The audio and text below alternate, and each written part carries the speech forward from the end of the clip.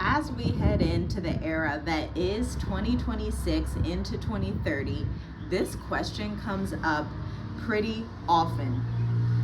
And if you would have asked me just 2 years ago, my answer would have been a lot different than what it is today.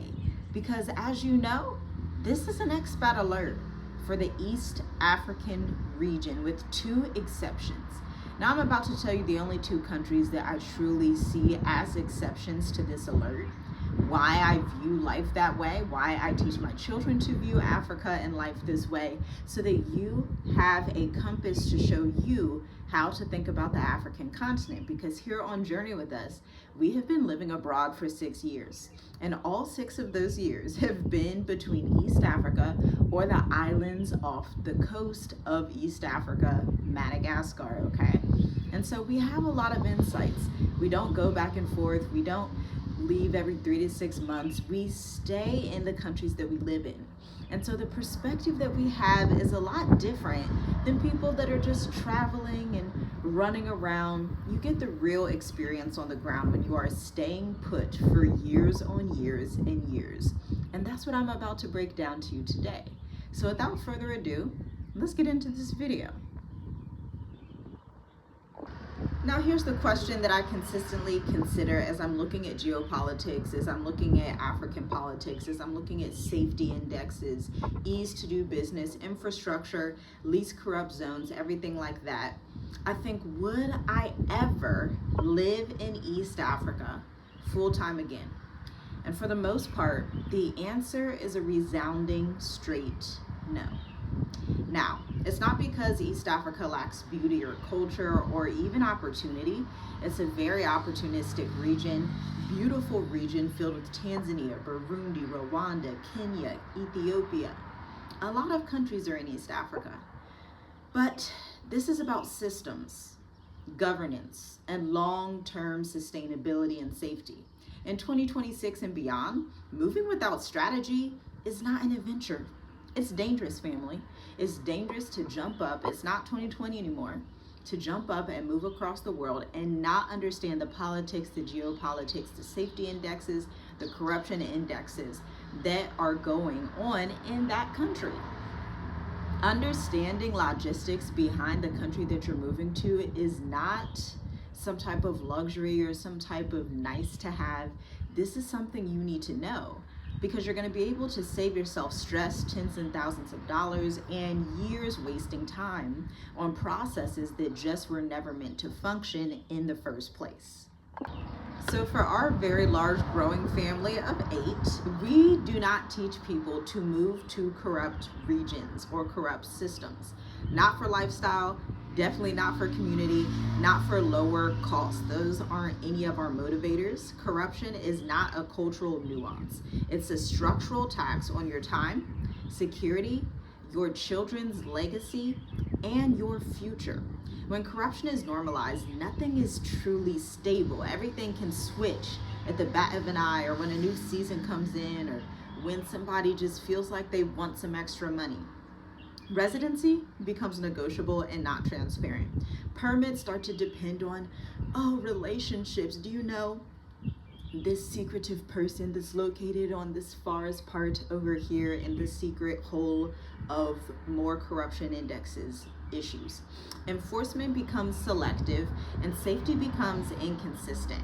And this is not resilience. This is exposure. It's the wrong type of exposure. It's not the right type of exposure that you need to have in 2026 and beyond, especially as we're heading into 2030. The world is shifting so fast with these digital IDs, with these control systems, with these hyper super surveillance systems.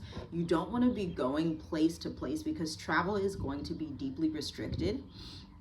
Countries, including those in Africa, are going to be choosing their sides in these Western wars that are continuing to pop up. We discussed that during our live. If you did not see Journey with Us live yesterday, pause. What are you doing? Just pause this video and go watch the live for about an hour, then come back, okay? Actually, it was about 33 minutes, so it's not even a full hour, but we were breaking down why 2026 is going to be the start of World War III, and why President Donald Trump, Putin, and the Hungarian Prime Minister are all sending red warning flags and lights to the Western world saying, hey, it's time to stock up. It's time to get in place. It's time to relocate if you're going to do that, because World War III is coming. And unfortunately, as these global systems tighten, corruption becomes an issue that you don't want to navigate. It starts to become a liability that you cannot outrun. A liability. It's almost like having a leech attached to you and someone is just like, give me more, give me more, give me more. You do not need to be in countries that behave like that. Now, the best countries to avoid that type of nuance, I don't even want to say culture, that shouldn't be cultural. Obviously, a Mauritius, a Seychelles, a Botswana, a Rwanda, a Namibia, countries that are on the least corrupt African countries list. Pay attention to that list. It does fluctuate and get updated, but this is why you want to be in the know. Visit www.journeywithusmovetoafrica.com so that you stay in the know, because we have blogs on our website, case studies from clients that have been across different regions in Africa, Mexico, Europe, Asia, coming back to tell us which countries are best for 2026, 2030 survival. We got your back. Visit our website. Now, unfortunately, a large part of East Africa really struggles with inconsistent rule enforcement, pay-to-play administrative processes, weak legal protections for foreigners, and unpredictable policy shifts. As we have seen with Tanzania, policy and politics can shift and just light fire overnight. The same thing was happening in Kenya a couple of years ago, and they're saying it could happen again when they go through their elections. Then Uganda's talking about their elections soon as well. And so you want to be aware of the places that you are trying to build stability in. There are some places where stability will not be able to take root for a season, because it's that season for that country or that region to be a little bit unstable due to, whatever Western things or issues within the culture, issues within the accountability of the systems of the people that live there, whatever that is, okay?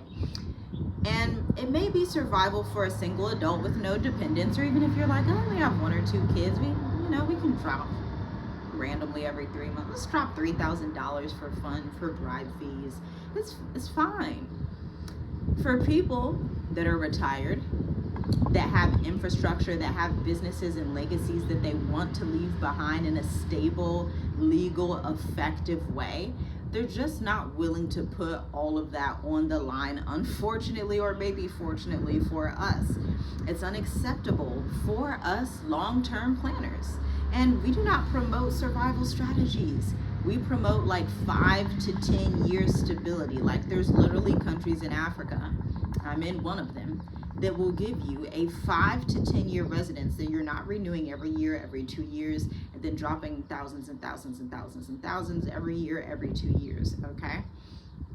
So there's only 2 real exceptions, and they're not even in the sense like the truest exceptions, because they're not quite on the same level with like a Mauritius, a Seychelles, a Botswana, a Namibia. When it comes to least corruption, Rwanda is very, very much least corrupt, but it hits my list of the exceptions. But I put Kenya here because what I like about Kenya is that they have a very strong private sector. I've hired people from Kenya inside of my marketing agency. Fantastic people. They speak English. They really understand technology and entrepreneurship the way that us as Americans would, or at least if you are a business owner in America, the same way that you would. So I really like that about Kenya. It's the type of place that I see you can go and you can have your business and you can hire a team and it's really going to be effective. They have established business infrastructure and clear residency pathways when they're properly structured. There is a little if and included in that, but for the most part, if you're over 35, that Class K visa, the digital nomad visa, some of the visas they have can really work for you, okay? So Kenya is the exception. The distinction literally matters because Kenya works when you're intentional and well advised. It's not perfect, but it's functional, and it's also a good sign. Pay attention to this. I've noticed this over the years. Pay attention to African countries that do not allow other Africans to get in business there. This is very specific. Now, I've learned something with Mauritius. Mauritius, you'll have Cameroonians, Nigerians to get in business or to get work permits. You'll have South Africans, you'll have people, a lot of Nigerians, some Ghanaians. Most of the people I've met by far are Nigerians here, like lots and lots and lots of people, they come here for work, they come here to get an occupation permit, and then they work, and then they're living their best life, and they're like, yeah, I've been here 5 years, 7 years, 10 years, whatever. Some come for school, and they'll just go ahead and be like, hey, I want to get my student visa, I'm gonna get my PhD eventually, blah blah blah. They're going through that process. But what I realized in Tanzania specifically is that other Africans could not get a work permit in Tanzania. It was very difficult for them. Technically, would one or two get through and have success? Sure, maybe. But for the most part, you're not going to find a lot of Nigerians there. You're not going to find a community of Nigerians or Ghanaians or Cameroonians or people from the Congo who can go there to prosper. I did not understand this. I couldn't have understood this prior to 2020 because I lived in America my whole life, okay? But now that I've been on the ground in Africa and have come to a country that's not corrupt and lets other Africans build, invest, work, study, whatever they need to do without putting on more bribes or like being very weird and tribalistic to them. Now I'm like, okay, that's a sign, that's something to see with other countries and see, hey, are other African people able to come there? Now I've heard in Kenya, Somalians can come there, people from Uganda, Rwanda can come there and work and start businesses. So that's pretty good as well. Now, what you'll have in a lot of Tanzania is actually, like Zanzibar, you'll have a lot of Italian people running it. If you go to Tanga, Tanzania, which is where we lived for a good amount of time and gave birth to a child there, you'll have people from Germany and from these different places in Europe that really, how can I put it? They don't own the region, but they've been there for so long since colonization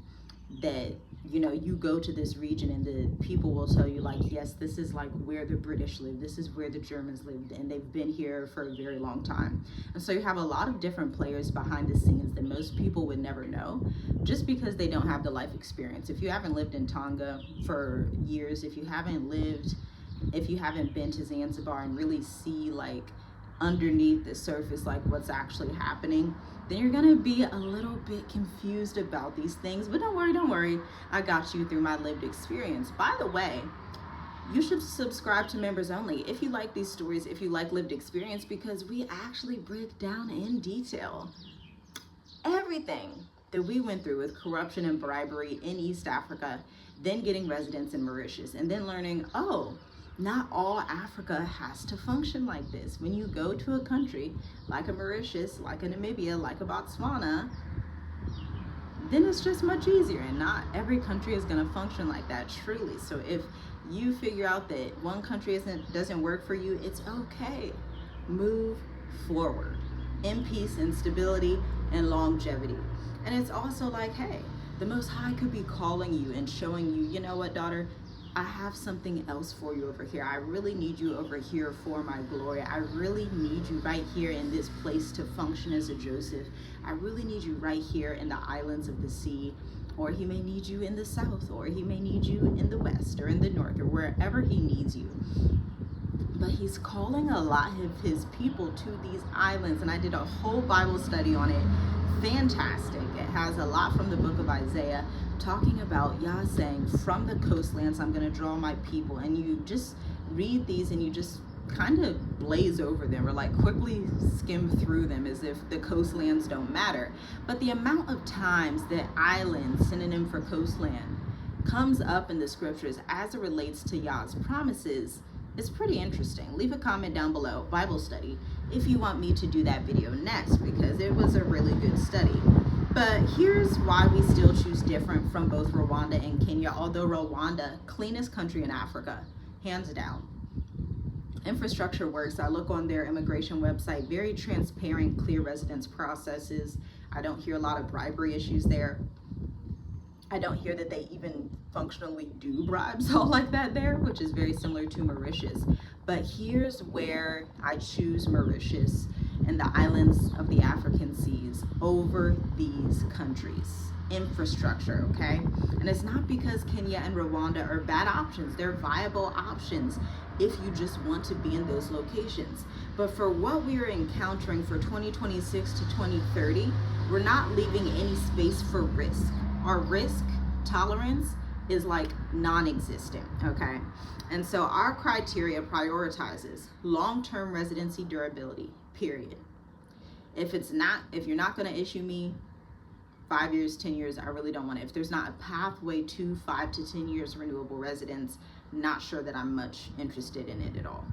Healthcare access. Now, Kenya has good healthcare. Tanzania actually had pretty good healthcare, great healthcare. I've delivered children in Tanzania.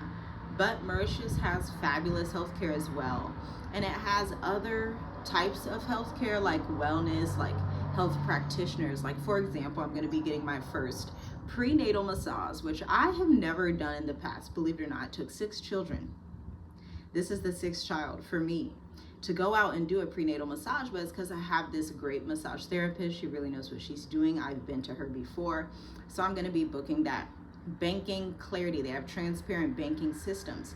Educational planning. This is really big because we have teenagers, okay? A teenager and a preteen, and so we're like, our vision for our family is not, especially as we go into 26, 20, 30, our children already say to us, Mom, Dad, do I have to move out the house when I'm 18? Like, no, you good. You can stay. We gonna be in the house, be in the family, be like that. And you're gonna be in the business, but if they do want to go to a trade school, there's a lot of options out here in Mauritius that they can go to. That I've realized, a lot of people in Africa, sub-Saharan continental Africa, they'll come and study out here. So I'm like, okay, when they're old enough, we can just send them to school out here, whatever, and they'll figure it out. They'll have an affordable place to live because it's very much an affordable place if you know where to look here in Mauritius. And so that really hit high on our list because we really care about the level of education. They have a very high literacy rate, which is so needed and so like non-negotiable for us. Y'all know we're entrepreneurs. I'm a writer, marketing specialist of 9-10 years going in April. Homeschoolers, so education is really something we don't really play with. That is something in East Africa just because the different English accents and the different teaching systems, they prioritize a lot of history, which is good, but it's not just about learning East African history. It's also about critical thinking, your ability to read quickly, your ability to do math better, your ability to do all of these things, especially as it relates to critical thinking. But something that I liked about Tanzania's school system was they had like an entrepreneur class, which is very rare in America, or at least where I grew up in Columbus, Ohio. You're pretty much not going to get a business course, okay? No entrepreneur course. I didn't even know what that word meant until I was a teenager. And so this is the 2026 reality that you cannot afford to ignore, okay? This is the part of the expat lifestyle that sends people back to America when they're coming for adventure and not sustainability. And don't get me wrong, I love traveling. It's so fun. I would love to just, bounce around. Well, actually I wouldn't, because traveling I'm pregnant right now, okay? So traveling ain't gonna be all that fun for me. If I'm honest with you, I like to stay in my house. I like to be on my laptop, working with my agency clients, staying in my house, making cinnamon rolls with my children, making some spaghetti, some lasagna, some beef patties, some Jamaican beef patties, whatever we're making, and then I go back and I relax, okay? So I'm gonna be honest with you. There was a time in my life, in my early 20s, where I loved traveling and was willing to do like okay, I'm gonna go here, I'm gonna go here, I'm gonna go here.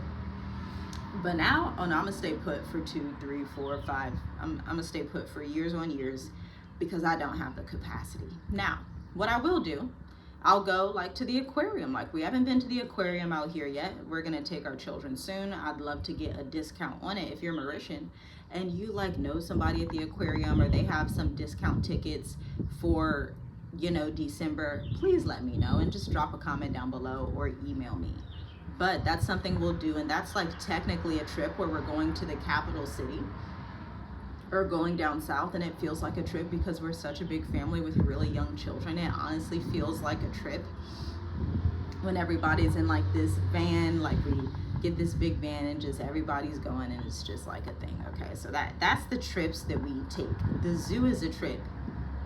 Okay, my maternity shoot is going to be a trip because that's going to be all the way down in Leymorn. If you know, you know. If you don't, well, eventually you'll know when I upload the photos, okay? But listen, In the environment where residency compliance tightens, financial transparency tightens, border enforcement happens, and digital identity systems take place, it's not going to be advantageous to be in the cheapest place. I literally could care less about the cheapest places in Africa. When I'm looking, even if I were to visit Asia, I'm probably not going to go to I don't want to go to the cheapest place, because a lot of times it's the most dysfunctional place.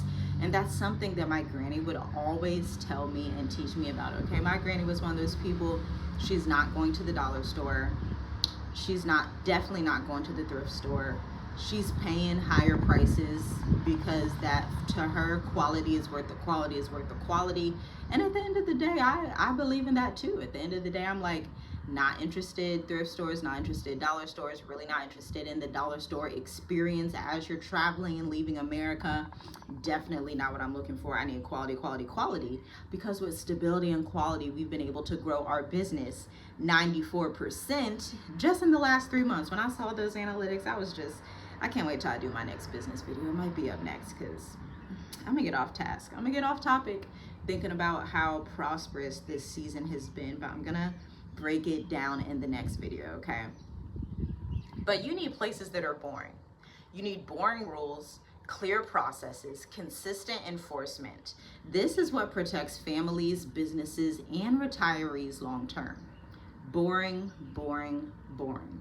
People come and visit expats and stuff, and they're like, what do you do? What do you do for fun? Like, we have a routine that we just stick to. This isn't, see, understand, you're talking to people who are very prophetic, all praises to the Most High Yah, and understand what's coming. So we typically get ready for a season before the season's coming. Before C-19 fully struck, we were thinking, okay, it's time to get ready and exit America. Then we proceeded to exit. What we're knowing in the spirit now, you know what? Not sure if it's going to be a pandemic, this 2030 digital ID, whatever it is, not really sure. But whatever it is, it's time to hunker down and be stable and only be in the best countries that you can find in Africa. And the real framework for relocation decisions is not about Africa versus the West. That's not what this is. It's about systems versus risk. You want countries where rules do not depend on favors and taking somebody to dinner and First of all, it's not even biblical. So it's somebody that stands for literally what's in the Torah. It's not going to work out, okay? You want Pharaoh praise, but we don't praise Pharaoh is the issue, right? And then you want somewhere where governance is consistent. If a country requires constant work around thinking, it's not strategic, it's super fragile, and that will eventually, as we see with Tanzania, seep down even into the people, where the people are just so tired of the fragility, the instability in politics and the corruption and the economy and how things are ran, where they're like, hey, we feel like we have to do something because we have nothing to lose, right? That's where you don't want to be somewhere that's fragile. And so the final answer, would I ever live in East Africa again? Only in Kenya or Rwanda. Those are the only two places that I would actually live in East Africa. Only with the right legal infrastructure, only with full visibility into long-term policy. Anything else? Oh, that's gambling. And I don't gamble, okay? I don't gamble. And we do not teach people to gamble with their families, their lives, their businesses, their futures, their retirement, their health, their safety. Gambling is not part of the game. Relocation is not about escape anymore. It's about your grand design. And design requires a high level of discipline. Shalom, shalom. I'll see you in the next video.